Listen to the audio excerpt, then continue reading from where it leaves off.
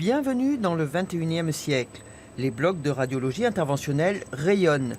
Depuis février, 2 nouveaux robots font de ce service un lieu unique en France. En tournant à 360 degrés autour du patient, ce robot dernière génération forme simultanément des images en 2 et 3 dimensions. Et ce bras robot amène 2 types d'imagerie, ce qu'on appelle une imagerie vasculaire qui est classique et une imagerie également scanner. Ça va permettre d'avoir une cartographie vasculaire et de pouvoir naviguer à l'intérieur et en même temps d'avoir les organes en 3 dimensions. Donc on va avoir un véritable GPS qui va nous dire comment aller sur la cible qu'on veut traiter.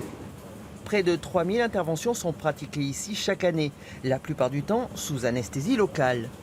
Ça se fait en ambulatoire, de manière simple et sans douleur. C'est le cas pour Guillaume. Après une phlébite, ce basque quinquagénaire souffre d'une thrombose handicapante sur une veine de son bassin. Là, on rentre dans une ère nouvelle. Et j'ai été opéré d'autres fois, mais là, je vois que la préparation est spéciale.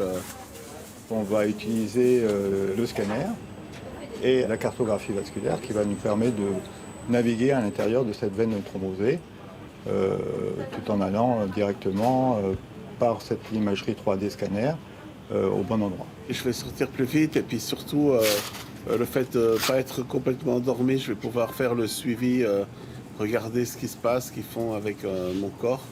Et d'une certaine manière, le fait de savoir ce qui se passe, ça tranquillise et puis ça donne des garanties de récupération.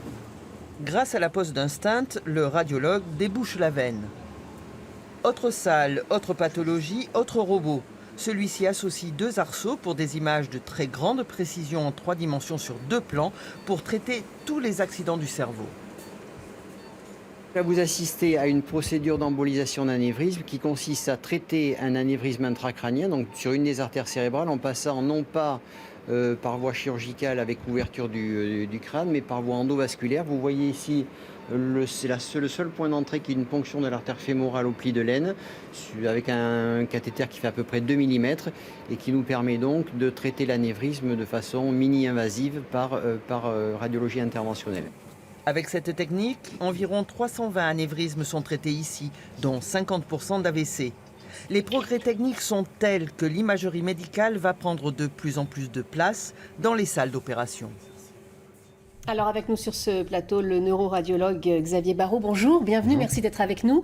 Alors vous êtes radiologue, en même temps vous opérez, c'est une nouvelle spécialité qui est en train d'émerger, un nouveau métier ? Qui est en train d'émerger, peut-être pas, ça fait plusieurs années que celle-ci est en place, mais on peut dire qu'avec certaines technologies, et notamment des salles de ce type-là, la spécialité est en train de prendre un essor extrêmement important. On a depuis 10 ans plus que triplé ou quadruplé le nombre d'actes. Dans notre bloc opératoire dont vous avez pu voir les images, on traite plus de 4000 personnes par an à l'heure actuelle, avec certaines pathologies qui sont en très très forte augmentation en termes de nombre de patients pris en charge. Alors ça veut dire que vous allez devoir recruter des radiologues dans les années à venir ?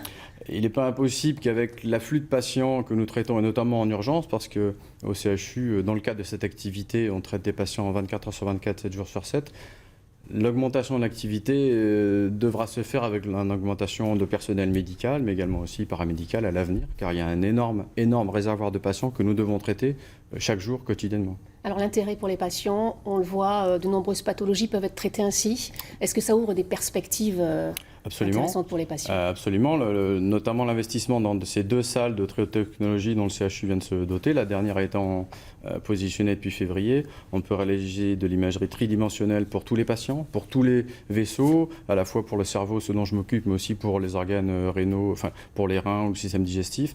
Et donc l'ampliation, le nombre de patients qui vont pouvoir être traités par ces machines dans notre spécialité va être extrêmement important, aussi bien en urologie qu'en neurochirurgie, qu'en neurologie. Des malades de tous les services sont amenés à transiter par des machines et par notre service. Et à tout âge. Merci beaucoup Xavier Barraud d'être venu sur ce plateau.